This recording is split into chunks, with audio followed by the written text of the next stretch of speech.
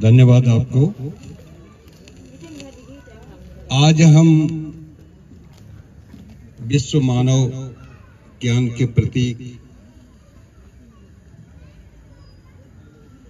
और भारत रत्न बोधिसत्व बाबा साहब अंबेडकर जी के महापरिनिर्वाण दिवस पर यहाँ उपस्थित हुए हैं। हम सभी की तरफ से उनको दिल की गहराइयों से आदरांजलि अर्पित करते हैं, सभी की ओर से, पूरी सभा की ओर से। सभा तो बहुत थी और लोग चले गए और बाबा साहब ने अगर उतना बड़ा समर्पण नहीं किया होता तो हम यहाँ पर नहीं होते। और जो लोग आए उनके अंदर समर्पण आपको दिखता है। आए, अपनी बात कही और चले गए। चलो ठीक है। देखिए, बाबा साहब चले जरूर गए हैं, एक दिन सभी ने जाना है। जन्म और मृत्यु आदमी के साथ दो सार्वजनिक सत्य हैं, सार्वभौमिक सत्य हैं। जन्म होगा और मृत्यु भी होगी। जो अपने लिए जीता है उसका मरण होता है, जो समाज के लिए, देश के लिए जीता है उसका समरण होता है। बाबा साहब अपने लिए नहीं जिए, 68 वर्ष हो गए उनको गए हुए। तो हम आज यहाँ पर हल्द्वानी में ही नहीं, पूरे भारत में, पूरी दुनिया के अंदर उनको लोग याद कर रहे हैं। किस लिए याद कर रहे हैं? क्योंकि उन्होंने मानवता के लिए अपने को अर्पित किया, अपने परिवार को अर्पित किया, अपने जीवन को अर्पित किया और मानवता की सेवा की। इसीलिए उनको विश्व रत्न कहा जाता है, भारत रत्न कहा जाता है। हमारा देश सम्राट अशोक के समय अखंड था और उसके बाद जब 26 जनवरी 1950 को भारत का संविधान लागू हुआ तो तब देश अखंड भारत बना। उसके बीच में भारत जो है खंड खंड था, सब लोग जानते हैं। तमाम लोगों ने, हमारे जो प्रबुद्ध लोग हैं यहाँ पर, प्रतिष्ठित लोग हैं इस हल्द्वानी नगर के, तो उन्होंने अपनी अपनी बातें कही, अपने अपने तरीके से अपने अपने विचार यहाँ पर प्रस्तुत किए। और अध्यक्षता जो करता है तो वो सबकी बात सुनता है, लेकिन उसकी बात कोई नहीं सुनता, लोग चले गए। और अध्यक्ष को तो रहना ही है, जैसे गणेश को स्थापित करते हैं ना, और फिर उसकी पूजा अर्चना की, फिर लोग चलते रहते हैं, जाते रहते हैं। तो अब हम तो गोबर गणेश हो गए इधर। किसी ने ये नहीं समझा कि भाई वो भी कोई बात कहेगा, अपनी तरफ से कोई बात कहेगा। एक बार एक गुरु ने, एक किस्सा बताता हूं, एक बार एक गुरु ने कहा दो शिष्यों से, उनके प्रिय शिष्य थे, तो उन्होंने कहा, गुरु ने दो शिष्यों को बुलाया कि आओ, तुमको मैं ऐसा इनाम दूंगा अगर तुम मेरी बात को पूरा करके लाओगे। तो एक एक थैले में उनको गेहूं दिया गया। एक बच्चे को एक गेहूं दिया, एक थैला दिया, दूसरे बच्चे को गेहूं दिया, दूसरा थैला दिया। और अब एक उनसे कहा, जाओ ये थैला लेकर के जाओ। वो थैला लेकर के गए। वो एक बच्चा उसमें ऐसा था जो भगवान की उपासना, उस पर श्रद्धा और उसकी पूजा पाठ में मतलब अपने को बहुत मस्त रखता था। और एक बच्चा ऐसा था, मेहनती था, मेहनत मजदूरी भी करता था और क्या कहते हैं, जहां पर जैसा भी अपने माता पिता की सेवा करना, उनकी देखरेख करना, ये सब करता था। तो दोनों गए। तो एक बच्चा जो भगवान को मानता था, तो वो जो है सीधे भगवान के मंदिर में गया, वहां गेहूं का थैला रखा और वहां अगरबत्ती दिया विया जलाने लगा, जलाया उसने और वहां बैठ गया भगवान की भक्ति में। और दूसरा बच्चा सीधे अपने पिताजी के पास गया और उसने उस गेहूं को पिताजी को दिखाया कि पिताजी ये गेहूं लाया हूं और इसको हम अपने खेत में बो देते हैं। तो पिताजी ने कहा ठीक है, तो बीज लाया है गेहूं का, अच्छी बात है, अच्छा गेहूं भी लग रहा है ये, तो ये बीज हम खेतों में बोते हैं। तो खेतों में बोया गया गेहूं और वो दूसरा बच्चा रोज गेहूं के थैले में अगरबत्ती धूप बत्ती जला करके वो पूजा पाठ करता रहा। तो यहां गेहूं बो दिया गया, वो बड़ा हुआ, फसल हुई तैयार, तो कई बोरे जो है उसके फसल के तैयार हुए गेहूं के और उसके अंदर रख दिए घर के अंदर। और दूसरा बच्चे ने जो है वो पूजा पाठ ही करता रहा गेहूं की, अन्न परमात्मा कहने लगा, उसकी पूजा पाठ ही दिया बत्ती जलाता रहा। तो अब जो है दोनों को बच्चों को गुरु ने बुलाया, देखो आपने क्या किया है, आपने क्या किया है। तो जो वो बच्चा था क्या कहते हैं खेत में गेहूं बोने वाला, उसने कहा गुरुजी आपने गेहूं दिया था, हमने खेत में बोया और हमारा मकान पूरा गेहूं के बोरों से भर गया और हम उस गेहूं को बेच भी रहे हैं लोगों को। तो दूसरा बच्चा उसको भी बुलाया गया,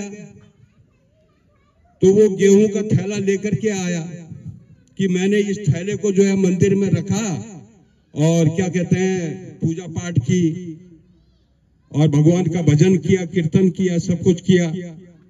तो उसने गुरुजी ने कहा कि थैले को खोलो, तो उसने खोला तो गेहूं में घुन लगा हुआ था।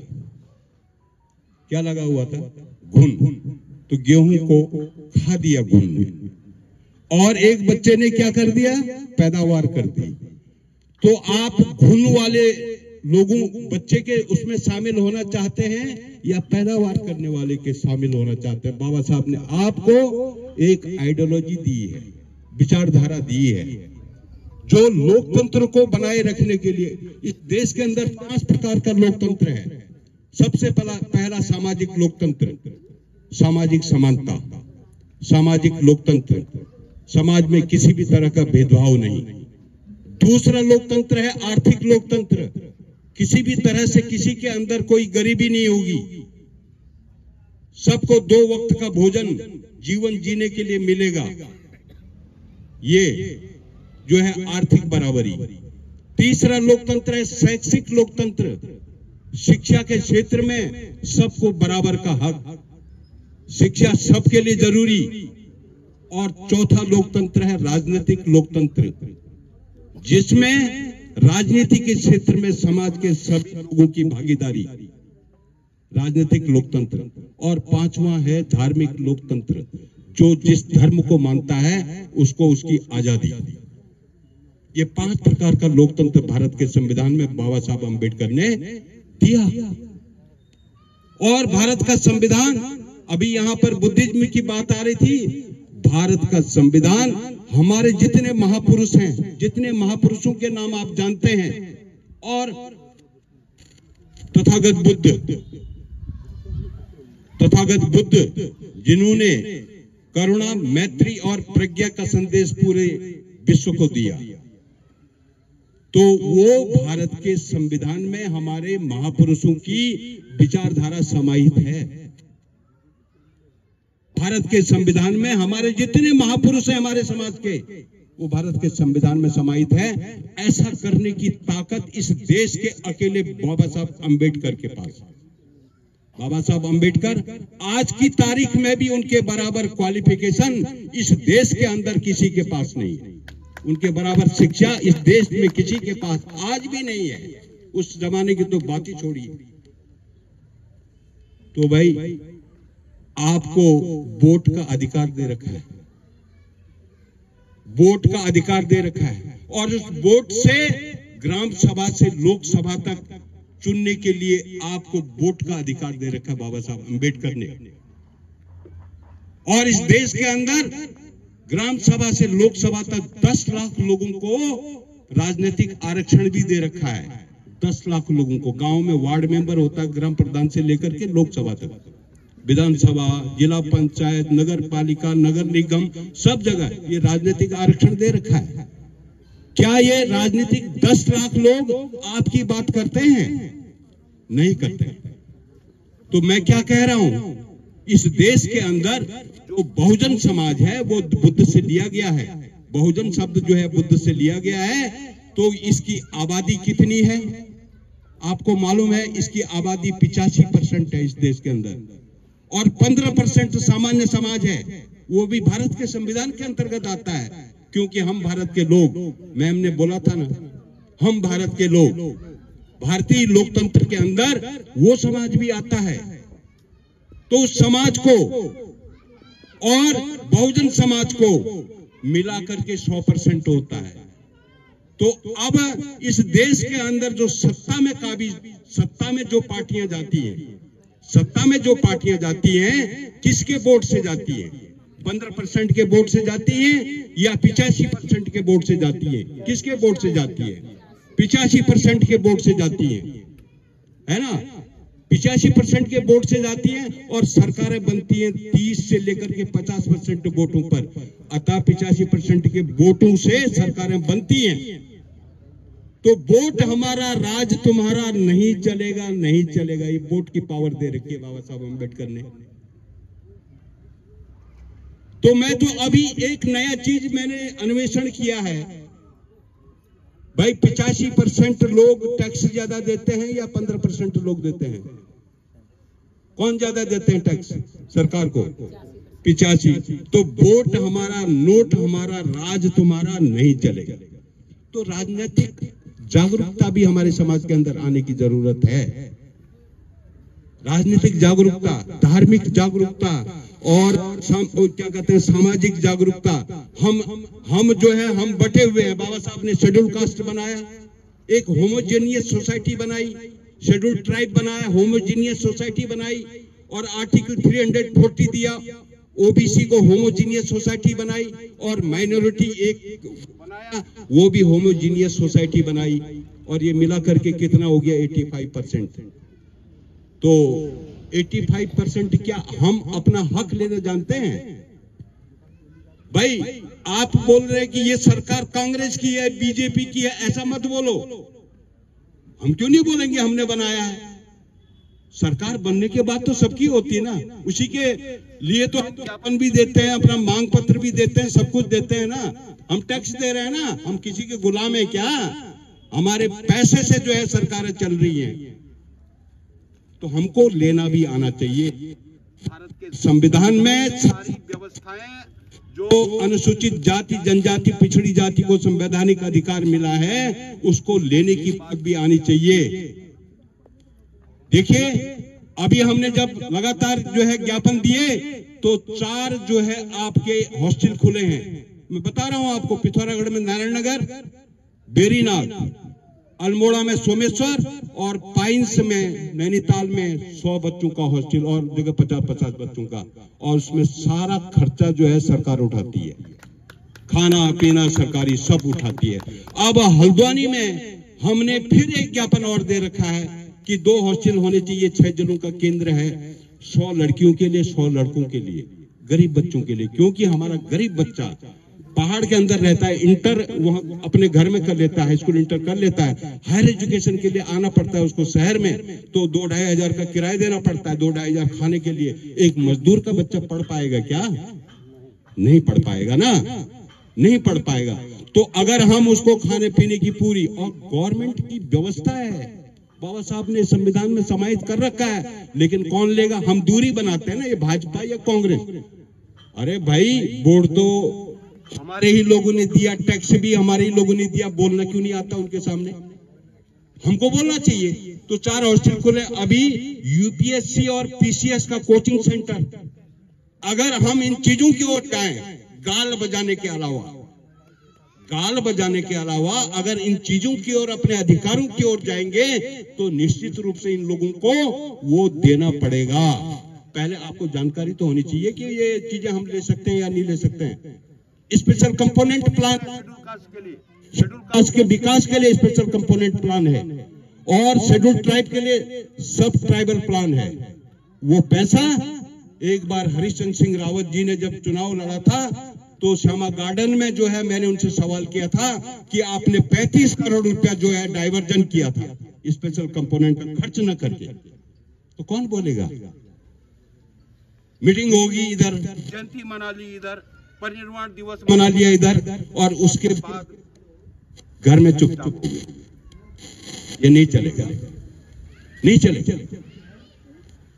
अपने अधिकारों के लिए एक माँ भी अपने बच्चे को दूध तब पिलाती जब वो रोता है, तब तक उसको भी फुर्सत नहीं होती है ना? ऐसी माँ नहीं होती है कि मतलब बच्चे को भूख लगी होगी अपने आप पिला दो। ये काम करने पड़ेंगे।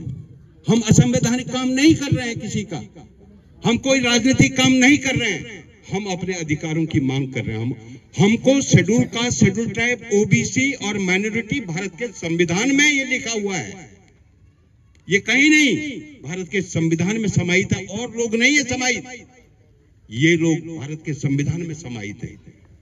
तो इन चीजों को करने के लिए हमको आगे आना होगा। आप गेहूं की फसल पैदा करने वाले हैं या गेहूं में घुन लगाने वाले? एक तो घुन लगाने वाले होते हैं गेहूं में, मैंने एक उदाहरण इसलिए दिया था। एक होते हैं गेहूं की फसल पैदा करने वाले।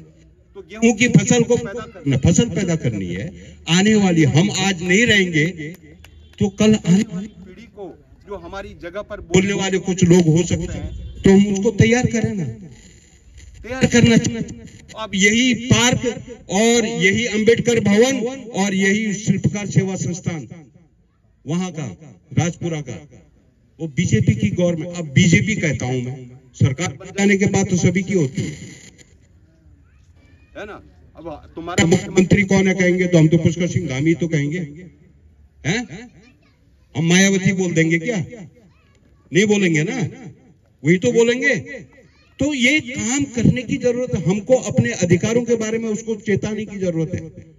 हम ज्ञापन देते हैं, हमारा प्रमोशन करो, प्रमोशन में आरक्षण बंद कर दिया आपने, प्रमोशन करो और योजनाओं को लागू करो, स्पेशल कंपोनेंट लागू करो। क्यों कहते हैं हम? क्योंकि हमारा अधिकार है, इसलिए कहते हैं। जिस दिन आप बोलना शुरू कर देंगे, आप कहना शुरू कर देंगे, इनकी आंखें खुल जाएंगी। 19% का बजट, चाहे वो ग्राम सभा हो या पंचायत हो, बीडीसी हो, जिला पंचायत हो, नगर निगम हो, नगर पालिका हो, विधायक हो, सांसद हो, जिला पंचायत अध्यक्ष हो, 19% बजट खर्च करने का प्रोविजन भारत के संविधान में उत्तराखंड राज्य में उनके लिए निर्धारित किया गया है, जहां जिसकी जितनी आबादी है उतना प्रतिशत। क्या मांग करते हैं? हम बोल देना, हम बोले कि आपने 19% बजट खर्च किया। और परसों एक दिन मीमांसा आई थी, वो आई थी तो अंकल जी करके बात कर रही थी। मैंने कहा बेटा तुम अपने वो विधायक जी को बोलना कि 19% बजट खर्च किया कि नहीं आपने हल्द्वानी विधानसभा के अंदर, तो उसने जाके बोल दिया होगा। तो विधायक जी ने क्या बोला, ये तुमको किसने बताया, ये तुमको किसने बताया? समझ रहे हैं? तो हमने भाई तो वो कांग्रेस में है, मैं ये नहीं कह रहा हूं कि तुम कांग्रेस में क्यों हो। तो मैंने कहा बेटा तुम ये पूछ तो लेना एक बार, ये मेरा नाम मत बताना, पूछ लेना। अब वो खलबली मच गई, यार इसको किसने बता दिया, तो 19% बजट खर्च होना है। यही हमने जोगिंदर रौतेला जी को बोला है, तभी ये बजट अलॉट हुआ। ये बोलना पड़ेगा हमको। ये अजय भट्ट जी परसों आए थे उधर वो मल्ला प्लॉट में, 26 करोड़ की योजनाओं का शिलान्यास था। तो उस दिन भी मैं अचानक चला गया, मतलब 4-3 मैंने लिख दी और उनसे कहा, मैंने कहा अंबेडकर स्कूल में जो है लैब नहीं है, उसकी वजह से मान्यता नहीं मिल पा रही है हाई स्कूल की, तो आप यहाँ घोषणा भी कर दीजिए, पैसा अलॉट कर दीजिए, घोषणा कर दीजिए। तो उन्होंने 5 लाख की घोषणा कर दी। वहां पर करना पड़ता है ना भाई, वो पैसा अजय भट्ट जी नहीं दे रहे, मेरे टैक्स का पैसा है, मेरे टैक्स का पैसा है। आप एक गिलास पानी भी पी रहे, अभी चाय पिए ना, उसमें भी टैक्स दिया होगा आपने। ये कुर्सियां लाए तो उसमें भी टैक्स दिया। तो उन्होंने अपने घर से नहीं दिया, हमारे टैक्स के पैसे को हमको दिया है। हमको लेना आना चाहिए ना। जब हम लेना नहीं जानेंगे तो कोई देने वाला नहीं है। उनकी टेंडेंसी क्या है, हजारों साल से उन्होंने जो है गुलाम बना करके रखा है, और हजारों साल की दास्ता एकदम खत्म भी नहीं होगी छू मंतर करके। तो आपको अपने अधिकारों के प्रति जागरूक होना पड़ेगा। ये हमारे समाज में टांग खींचने की परंपरा ज्यादा है। टांग खींचने वाला खुद भी पीछे जाता है और अपने आप भी पीछे जाता है। खुद भी पीछे जाता है, जो आगे बढ़ रहा होता है उसको भी पीछे ले जाता है। तो मैं कहता हूं अपने लोगों को कि हाथ खींचने की आदत डालो भाई, खुद भी आगे जाओ और जो समाज पीछे रह रहा है उसको भी आगे ले जाओ। नेगेटिव चीजें बिल्कुल नहीं होनी चाहिए। हमारा समाज पहले से बटा हुआ है, और फिर आप बांटोगे, फिर जहर घोलोगे, और फिर जो है कोई जुड़ने वाला भी होगा तो वो भी चला जाएगा। ये चीजें नहीं करनी है, टांग नहीं खींचनी है। और हमारा शिक्षक एसोसिएशन अभी इन्होंने मेधावी बच्चों की वो एक सेमिनार रखा था, उसमें पुरस्कार दिया था हमारे teacher association, SC/ST teacher association ने। इतना अच्छा लगा ना मुझे। उस दिन मुझे भी बुलाया था, सारे जिलों के लोग आए थे।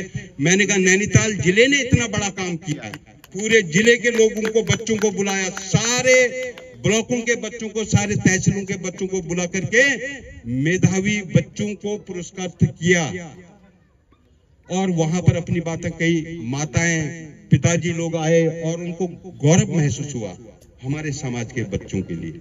ये काम करना, इतना बड़ा काम करना। और ये अंबेडकर स्कूल है, जब वहां पर कमी थी वो क्या कहते हैं, कुछ बहुत सारी चीजों की, हमने एसोसिएशन के लोगों को बोला तो वहां कमरा बनाने के लिए सहयोग किया और फर्नीचर के लिए सहयोग किया, तमाम तरह से सहयोग किया। वो गरीब बच्चों का स्कूल है, वहां पर BPL और अंत्योदय के बच्चे पढ़ते हैं। ना उस स्कूल में कोई गाड़ी है, ना घोड़ा है, कुछ व्यवसाय नहीं। और जो वहां पर पढ़ाते हैं वो भी समर्पित हमारे टीचर हैं, हमारी समाज के टीचर हैं। तो बाबा साहब ने कॉन्स्टिट्यूशन दिया है तो इंस्टीट्यूशन बनाने के लिए दिया है। कितने लोगों के इंस्टीट्यूशन है, सुपर क्लास 1 इस हल्द्वानी के अंदर कितने लोगों ने स्कूल खोला, कितने लोगों ने कोई इंस्टीट्यूट खोला हुआ है? नहीं खोला है। ठीक है, नागपुर में है, पुणे में है, चैत्य भूमि में है, वहां पर लोग जागरूक है इसलिए है। यहां क्यों नहीं है? यहां क्यों नहीं होना चाहिए? सिर्फ वहीं होना चाहिए, यहां भी होना चाहिए ना। तो यहां के लोग जागरूक नहीं है, इसलिए यहां नहीं है। तो जिस दिन जागरूकता हमारे समाज के अंदर आएगी, निश्चित रूप से हम पीछे आगे जाएंगे, पीछे नहीं हटेंगे। कोई हमको रोकने वाला नहीं।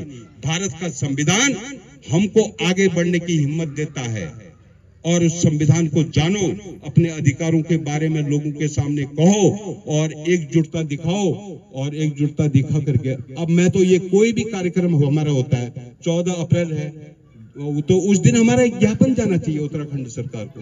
मेरी एक ये सलाह है, एक ज्ञापन ऐसा जाना चाहिए जो हमारे मेन बर्निंग मुद्दे हैं, उसमें हमारा कोई SDM हो या DM हो, जिसको भी बुलाएं उसके हाथ से हम ज्ञापन भेजें सरकार को।